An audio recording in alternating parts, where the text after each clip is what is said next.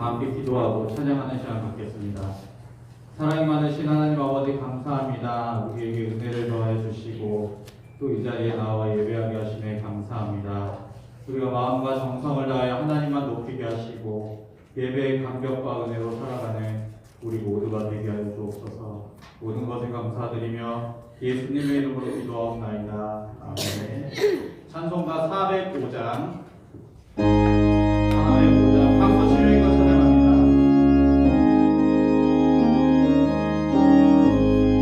주의 친절한 발에 앞이되 우리 마음이 평안하리니 항상 기쁘고 복이 되겠네.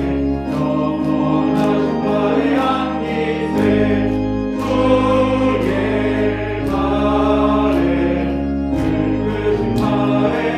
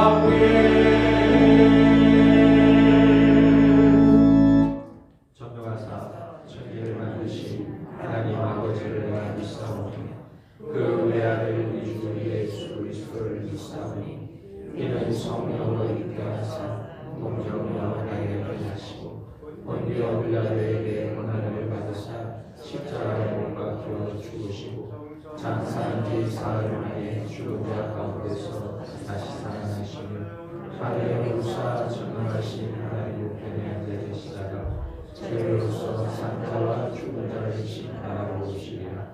성령을 믿사오며 거룩한 공예와 성도와 서로를 통하는 것과 죄를 사하여 주시는 것과 몸이 다시 사는 것과 영원히 사는 것을 믿사옵나이다. 아멘.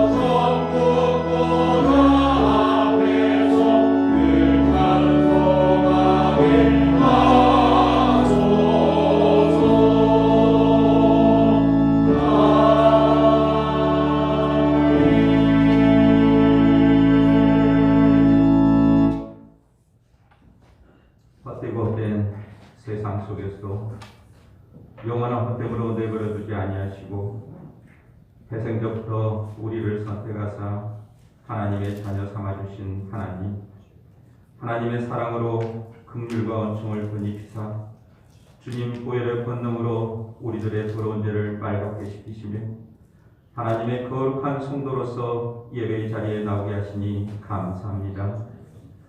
저희가 더한 곳에 은혜가 넘친다고 말씀하신 주님, 주님의 보혈을 의지하여 나아가옵나니 사대 은총을 더하사 이 세상 험하고 우리 비록 약하나 주의 은혜로 대속하셔서 하나님을 만나는 예배의 자리가 될 수 있도록 인도하여 주시옵소서. 내니 두려워 말라 말씀하시며 무리를 걸어오셨던 주님, 세상을 보고 친구를 봐도 만족함이 없고 슬픔과 애통과 눈물과 한숨이 가득한 코로나19의 상황입니다. 오늘도 배가 고파 허기진 성도가 있습니까? 병들고 아파도 약 한 돌 먹을 수 없는 성도가 있습니까? 앞을 보고 뒤를 봐도 꽉꽉 막힌 감옥 같은 상황에 처한 성도가 있습니까? 죄악의 짐으로 깊은 밤 홀로 잠못 이루며 눈물로 베개를 적시는 성도가 있습니까? 하나님, 이들을 도와주시옵소서. 주님을 부를 힘이 없을지라도 우리의 상황과 형편을 아시며 체질을 아시는 주님이시기에 다시금 주님의 손으로 어루만져 주셔서 치유하여 주시고 해결하여 주시고 힘을 더하여 주시옵소서. 믿음만이 해결책임을 믿습니다. 찬송만이 힘이 될 줄 믿습니다. 기도만이 능력이 될 줄 믿습니다. 주님 은혜를 덧입혀 주시옵소서. 교회의 머리가 되신 주님, 주님의 피값으로 세우신 교회, 주의 성도들을 인도하여 주시사 말세를 살아가는 우리 의정부 중앙교회 성도들을 모에게 더욱 힘쓰게 하시고 형제의 사랑을 공부할 수 있도록 인도하여 주시옵소서. 3, 4, 5 비전을 앞서 행하신 하나님, 내일 새벽부터 시작되는 한 주간의 다니엘 새벽 특별기도를 통해서 2020년에 주신 바 은혜를 되돌아보게 하시고 2021년도를 말씀과 기도로 준비할 수 있도록 성령 하나님 힘을 더하여 주시옵소서. 가정이 회복되며 교회가 회복되며 이 나라가 주님의 말씀으로 회복되게 하여 주시옵소서. 기도의 본능을 체험하게 하여 주시옵소서. 늘 말씀으로 채워주신 주님, 이제 지성소에서 준비한 목사님의 말씀을 듣습니다. 하나님의 예언의 말씀이 우리 성도들의 컬컬한 심령, 답답한 심령, 지친 심령들에게 담비가 되게 하시고 생명수가 되게 하시고 천국의 신비로 들어서는 교회 공동체가 될 수 있도록 인도하여 주시옵소서. 말씀을 들을 때 하나님의 마음을 알아 하나님을 기쁘시게 하고 하나님의 마음에 합한 자, 하나님을 기쁘시게 하는 삶이 될 수 있도록 결단의 시간이 될 수 있도록 성령 하나님 인도하여 주시옵소서. 하나님을 찬양합니다. 하나님만을 예배합니다. 하나님 홀로 영광 받아 주시옵소서. 평강의 평강으로 채우시는 예수 그리스도의 이름으로 기도하옵나이다. 아멘.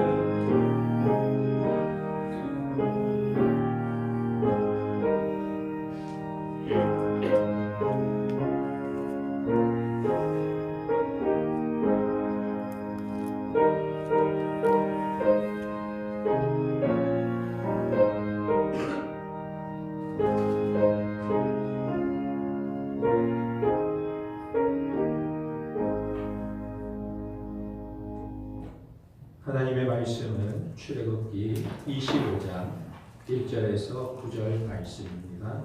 구약 성경 119페이지입니다. 하나님의 말씀은 출애굽기 25장 1절에서 9절 말씀입니다. 제가 봉독해 드리겠습니다.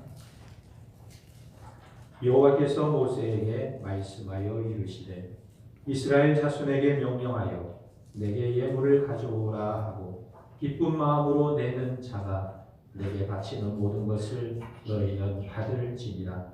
너희가 그들에게서 받을 예물은 이러하니 금과 은과 녹과 청색 자색 홍색 실과 가는 배실과 염소털과 붉은 물들인 수량의 가죽과 해달의 가죽과 조각목과 등류와 간유에 드는 향료와 분향할 향을 만들 향품과 호마노며 에봇과 흉패에 물릴 보석이니라. 내가 그들 중에 거할 초소를 그들이 나를 위하여 짓되 물은 내가 내게 보이는 모양대로 장막을 짓고 기구들도 그 모양을 따라 지을지니라.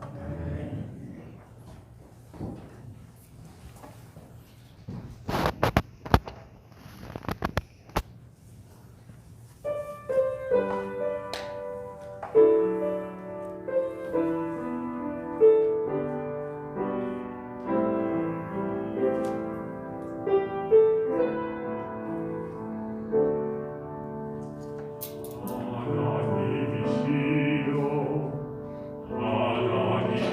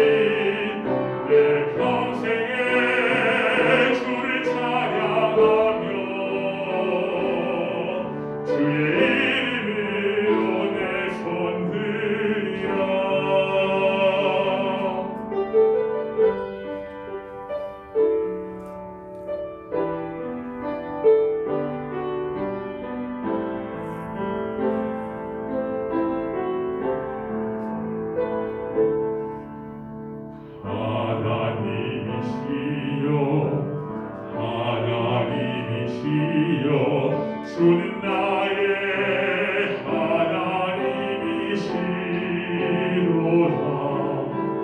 나의 몸과 마음 주를 갈망하며 이제 내가 주께 고백하는 바 여호와는 나의 빛이요 여호와는 나의 구원이시니 내가 누구를 두려워하리요. 여호와는 생명의 피난처시니 주의 인자가 생명보다 나으므로 내 입술이 여호와를 찬양하리.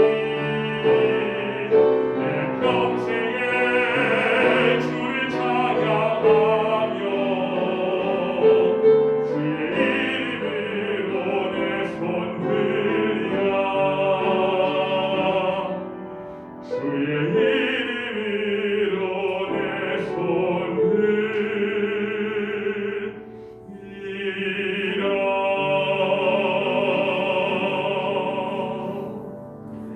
네, 교회 소식을 전해드리겠습니다. 주보를 공부하시기 바랍니다. 다니엘 특별 감사 기도회가 내일 월요일부터 토요일까지 있습니다. 2020년을 결산하고 희망찬 21년을 시작하기 위한 다니엘 특별 감사 기도회입니다. 여러분들 한 주간 참석하셔서 하나님이 주시는 은혜를 누리시고 또 하나님께 영광을 돌리시기를 바랍니다. 추수감사 주일이 다음 주일입니다. 강단 장식에 동참하실 분들은 김영순 권사님에게 문의해 주시기 바랍니다. 교우동정입니다. 우리 조성범 성도 관희경 집사 솔리데우 하우스를 건축을 완공해서 또 준공 허가를 받았습니다. 그 이름대로 하나님의 영광을 위해서 쓰임받기를 원합니다. 또한 우리 엄영성 목사님, 신성희 사모님이 둘째를 등단했습니다. 축하해 주시고 또 하나님이 귀하게 사용하는 아들이 되기를 위해서 기도해 주시기 바랍니다. 나머지 소식은 주보를 참고하시기 바랍니다. 우리 옆 사람과 한번 이렇게 인사해 보겠습니다. 하나님은 당신과 함께 하십니다. 당신은 하나님의 축복입니다. 오늘 말씀은 내가 그들 중에 거할 성소라는 제목으로 말씀을 전합니다. 지난주에 모세가 시내산에서 하나님의 말씀을 받고 와서 이스라엘 백성들에게 낭독해 줍니다. 그때 이스라엘 백성들이 이렇게 대답했어요. 우리가 여호와의 모든 말씀을 다 준행하리이다. 이 말을 들은 모세는 특별 의식을 진행합니다. 그게 무엇이냐면 언약식이에요. 언약식은 마치 사랑하는 두 남녀가 결혼해서 검은 머리가 팥뿌리가 되도록 당신만을 사랑할 것입니다. 이렇게 서약하는 것과 같은 것입니다. 이스라엘 백성들이 하나님의 말씀대로만 살 것을 하나님 앞에 서약하는 언약식인 것입니다. 이렇게 언약을 맺은 이스라엘 백성들에게 하나님은 모세를 통해서 한 가지 중요한 것을 말씀해 주십니다. 그것이 무엇이냐면 성막을 지으라는 것. 성막에 대해서 말씀해 주시는 것입니다. 그 내용이 바로 오늘 본문 말씀의 내용인 것입니다. 그런데 이 성막에 대한 이야기는 출애굽기가 끝날 때까지 계속되는 것입니다. 이렇게 하나님께서 성막에 대해서 많이 성경의 할애해서 말씀하시는 이유가 무엇일까요? 이 성막이 그만큼 중요하기 때문에 하나님께서 많이 말씀하고 계시는 것입니다. 그러면 왜 성막이 이렇게 중요한가?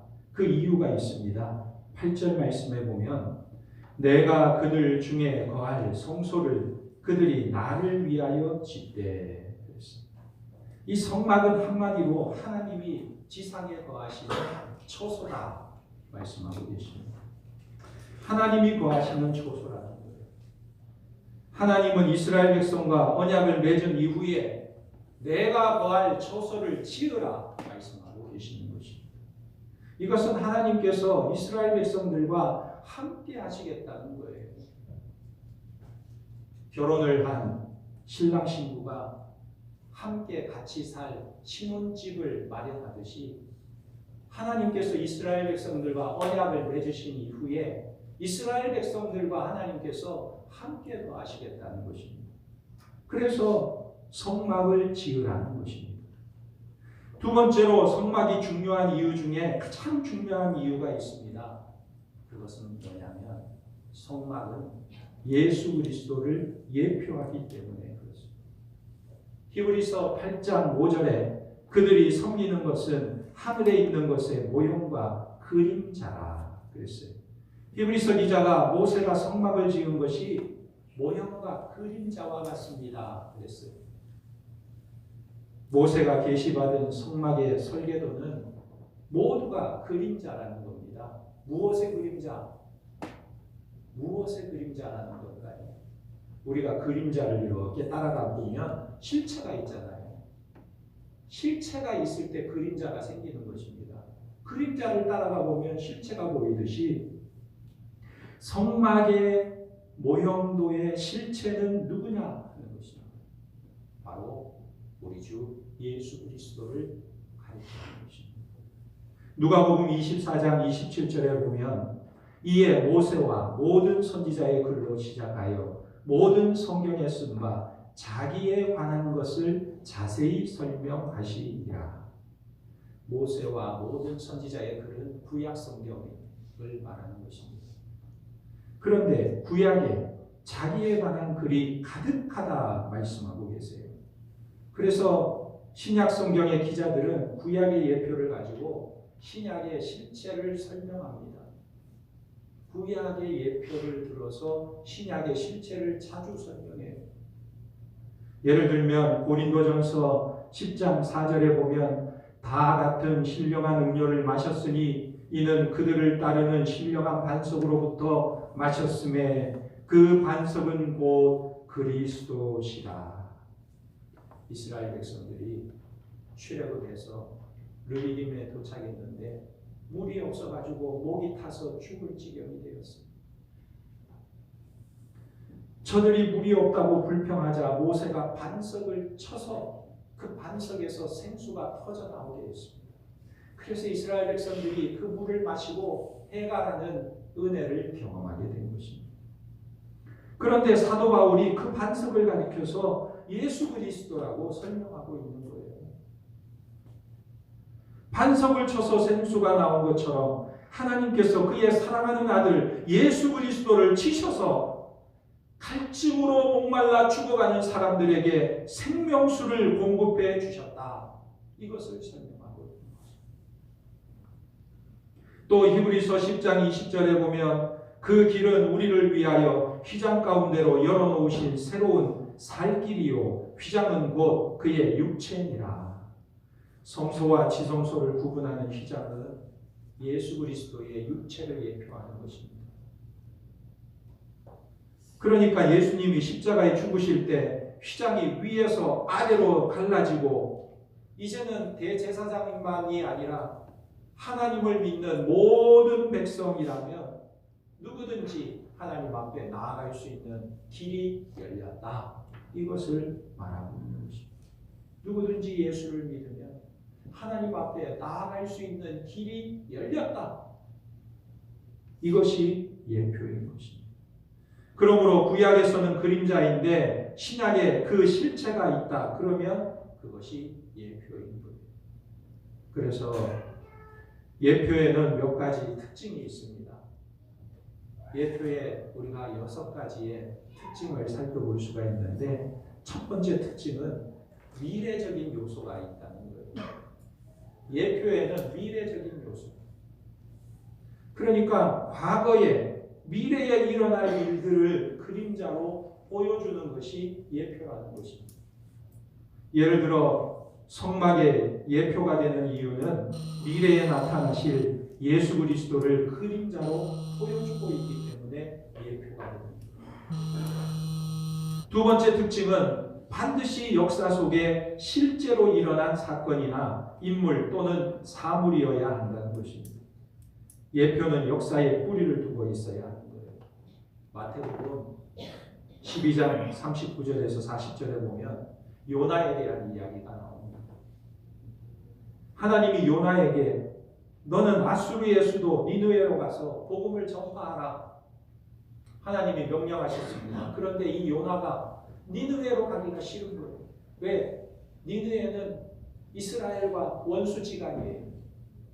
오늘날 우리가 일본을 싫어하듯이 이스라엘 백성들은 니느웨 사람들을 싫어했습니다. 그래서 가기가 싫은 것입니다. 요나는 니느웨로 가는 배를 타지 않고 다시스로 가는 배를 타다가 하나님이 풍랑을 보내주셔서 배가 파선할 위기에 처하게 되었습니다. 선원들이 풍랑이 일어나서 배가 파선할 위기가 되었는데 그 이유를 알지 못해요. 지금은 풍랑이 일어날 시기도 아닌데 왜 이렇게 풍랑이 일어나지? 그렇게 원인을 찾다 보니 배 밑창에 요나라는 사람이 잠을 자고 그래서 그를 깨워서 이야기를 듣고는 요나를 바다에 집어 던져버렸습니다. 요나를 바다에 집어 던지자 마침 큰 물고기를 예비해 두신 하나님께서 요나를 그 물고기 뱃속에 들어가도록 하셨어요. 여러분 사람이 물고기 뱃속에 들어가면 소화액이 흘러나와서 소화가 돼버리고 죽어버리게 되는 거예요. 그런데 하나님이 이 물고기 뱃속에 소화액이 나오지 못하도록 막으셔가지고 이 물고기가 소화불량을 일으켜서 이 요나를 그냥 그가 가기 싫어하는 니느웨에다가 그냥 확 토해내버린 거예요. 그래서 목숨을 부지한 요나는 니느웨 성에 가서 복음을 전하게 되었고 니느웨 성 사람들은 그 복음을 듣고 회개하게 된 것입니다.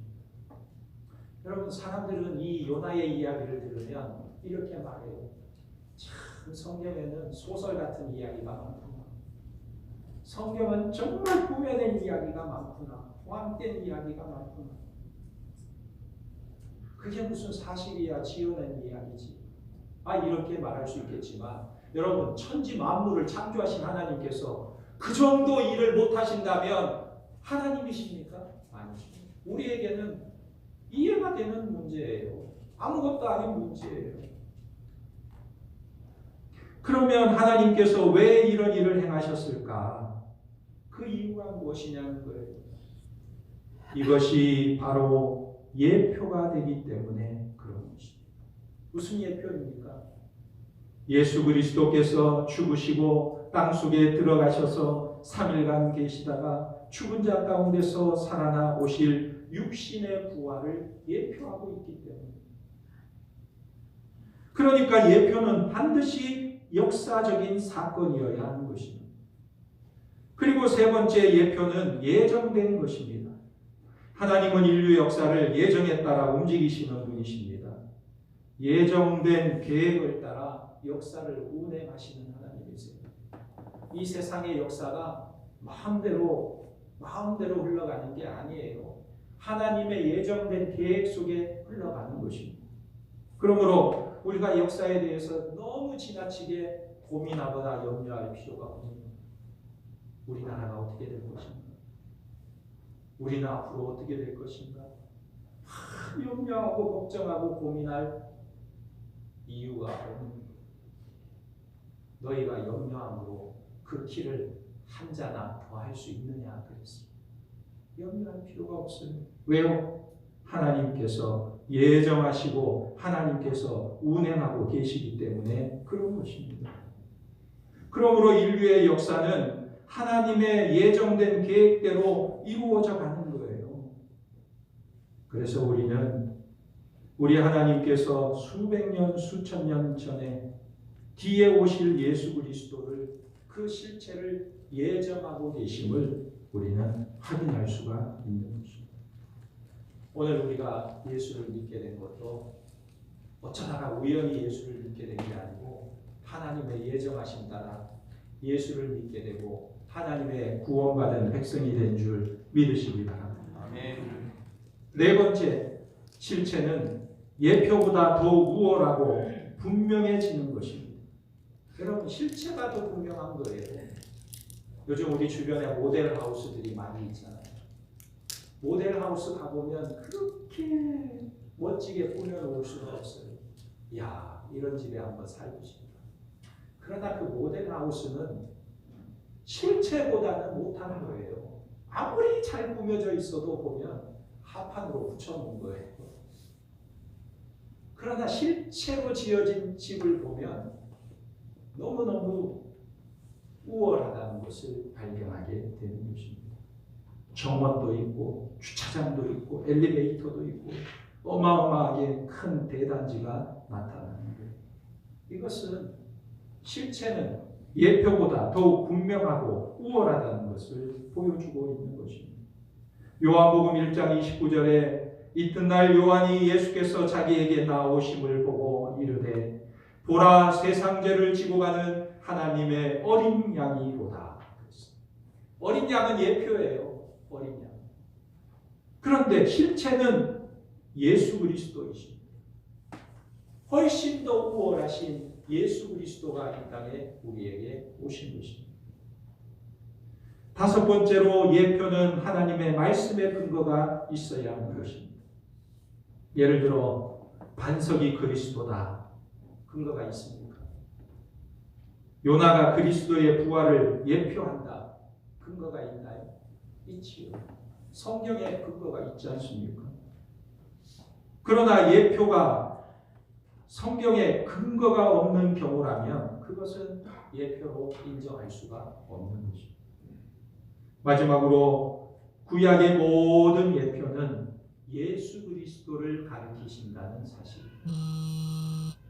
죄인은 오직 예수 그리스도를 통해서 죄사함을 받고 구원받을 수 있다는 것이 구약의 모든 예표가 증거하고 있는 거예요. 누가복음 24장 44절에 또 이르시되 내가 너희와 함께 있을 때에 너희에게 말한 바 곧 모세의 율법과 선지자의 글과 시편에 나를 가리켜 기록된 모든 것이 이루어져야 하리라 한 말이 이것이라 하시고, 나를 가리켜 기록된 모든 것이 이루어져야 하리라, 이것은 구약 성경이 모두 다 예수 그리스도를 가리키는 것이 분명하다는 말씀입니다. 그러므로 예표 없이 실체를 이해할 수가 없고 실체가 없이 예표가 있을 수가 없는 거예요. 그러면 오늘 하나님께서 지으라고 하시는 성막이 예수 그리스도를 예표하는 내용이 무엇입니까? 첫째는 그 위치, 성막의 위치를 보면 우리가 예수 그리스도를 예표하고 있음을 알 수가 있습니다. 이스라엘 백성들은 광야를 행군할 때에 40년을 살았는데 텐트를 치고 살았어요. 성막도 일종의 텐트입니다. 그런데 이 성막은 백성들의 진영 가장 중앙에 세워졌습니다. 그리고 성막에 가장 가까운 곳에 레위 지파가 있었고 그 주변에 이제 세 지파씩 묶어서 동쪽 세 지파, 남쪽 세 지파, 서쪽 세 지파, 북쪽 세 지파, 이렇게 성막을 중심으로 12지파가 진을 치고 있는 것입니다. 그리고 텐트가 성막이 이동할 때에 어떻게 이동했냐면 맨 앞에 법궤가 있고 동남서북 순으로 행진하는 것입니다. 그리고 가운데는 고앗 자손들이 지성소의 기구를 어깨에 메고 가는 것입니다. 그러면 이 성막이 이스라엘 백성들의 진 중앙에 있었다는 것은 무엇을 의미하는가? 그것은 바로 예수 그리스도께서 우리 모든 삶의 중심에 서 계셔야 한다. 이스라엘 백성들의 장막 중앙에 성막이 존재하고 있다는 것은 저들의 삶의 모든 중심에 성막이 존재하고 있다는 것과 같이 우리의 모든 삶에 예수 그리스도가 중심이 되어야 한다는 것입니다. 여러분은 예수 그리스도께서 여러분들의 삶의 중심에 계십니까? 왜 대답이 없으세요? 예수님이 우리의 삶의 중앙에 있습니까? 예수님이 나의 모든 삶의 중앙에 있어야 해요.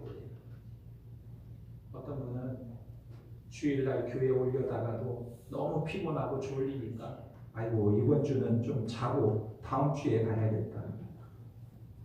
졸음이 그리스도보다 더 중심에 있는 거예요. 고속도로에 보면 이런 글귀가 있습니다. 졸음에 목숨을 걸겠습니까?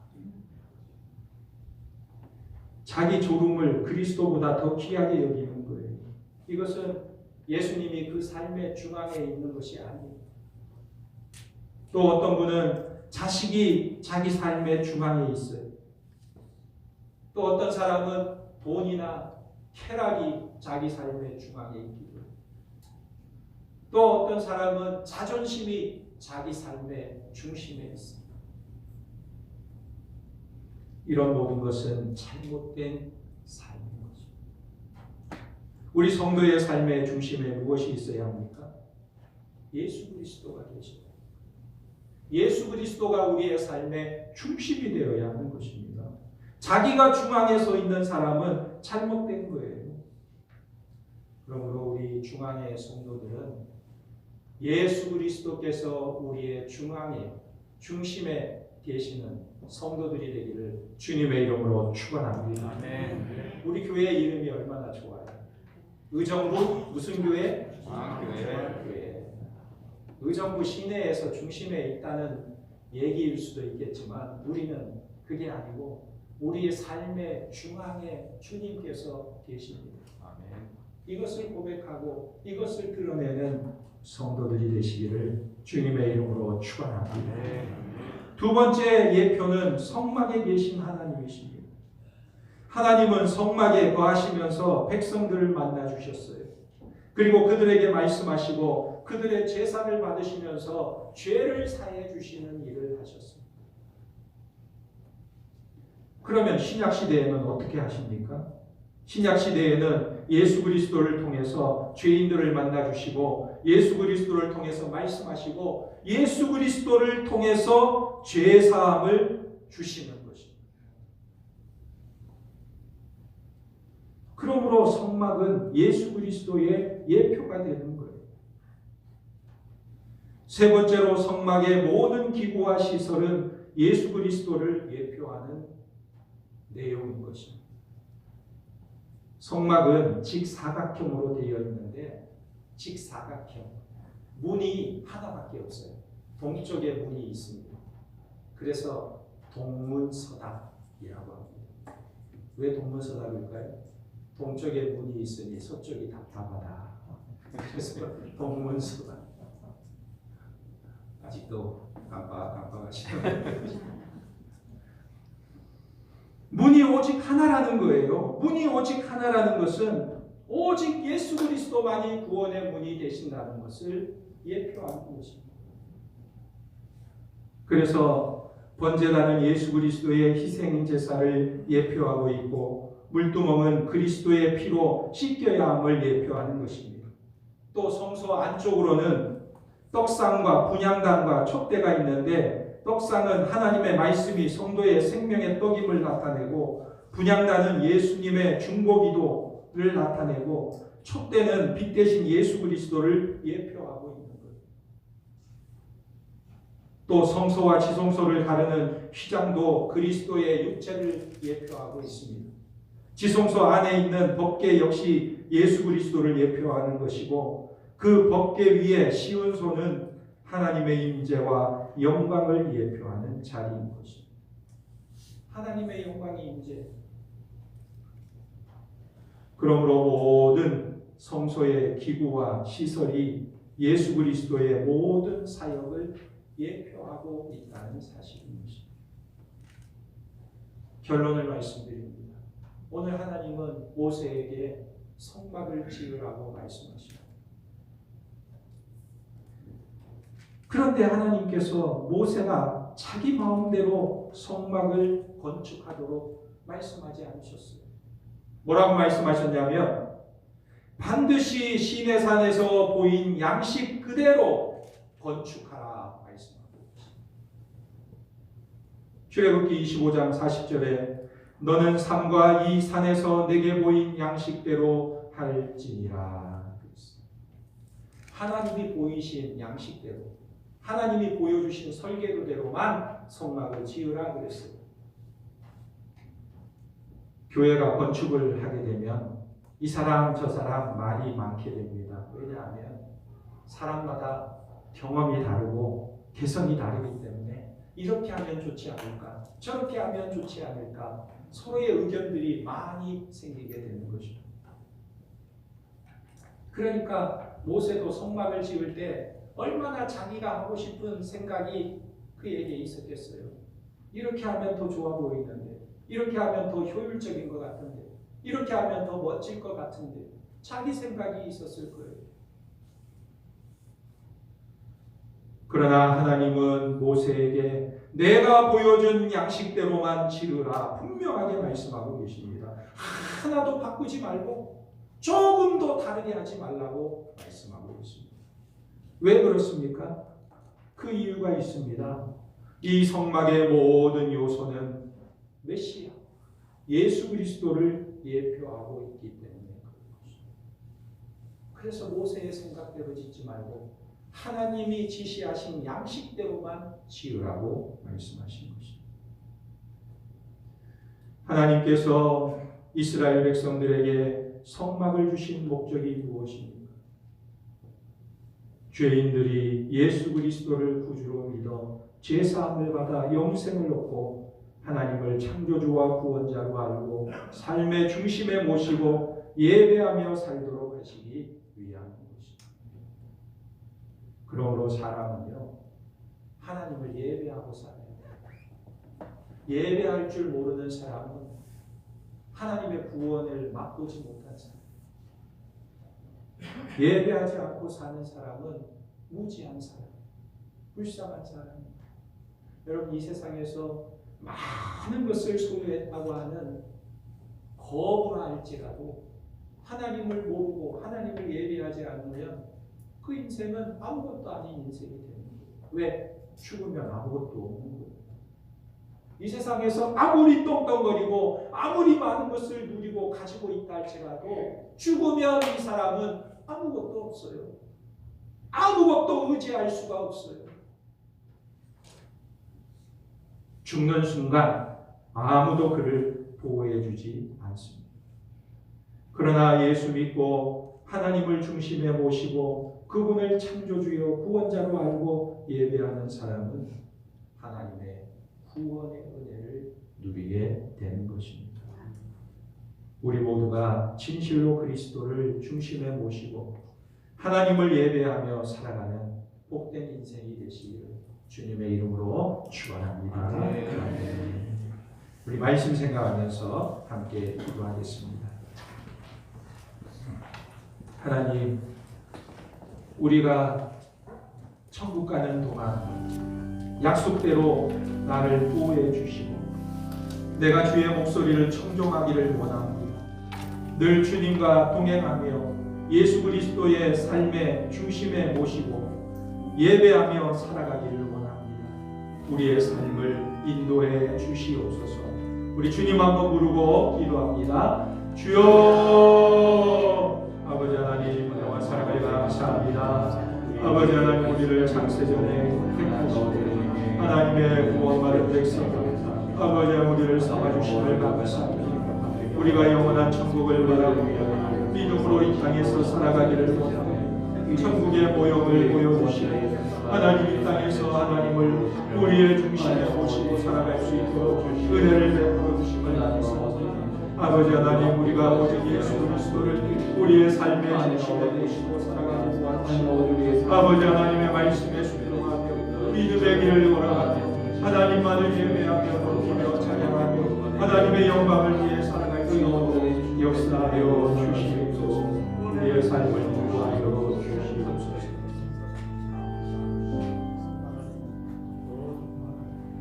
하나님 아버지, 우리의 걸음을 인도하여 주시는 줄 믿습니다.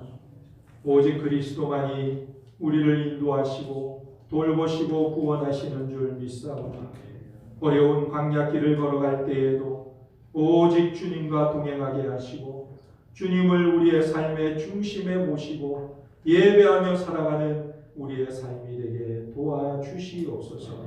모든 것 주님께 의지하오며 예수님의 이름으로 기도하옵나이다.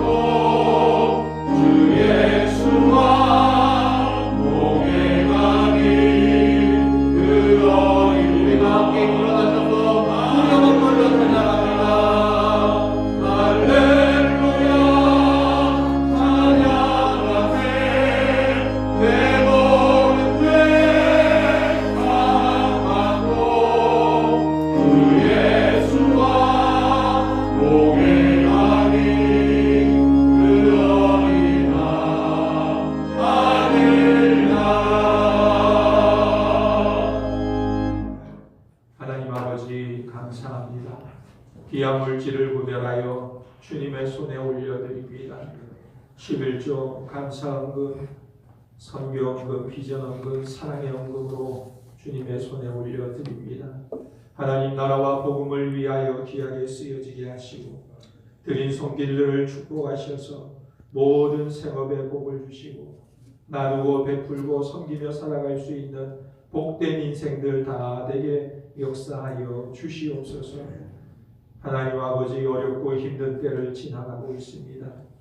어려운 때이지만 우리의 시선을 늘 하나님께 두게 하시고 우리의 공부받지 않은 오직 하나님이심을 알게 하시며 우리의 형편과 처지에 따라 때를 따라 돕는 은혜로 함께 하셔서 이 난국의 어려움을 잘 이겨낼 수 있도록 역사하여 주시옵소서.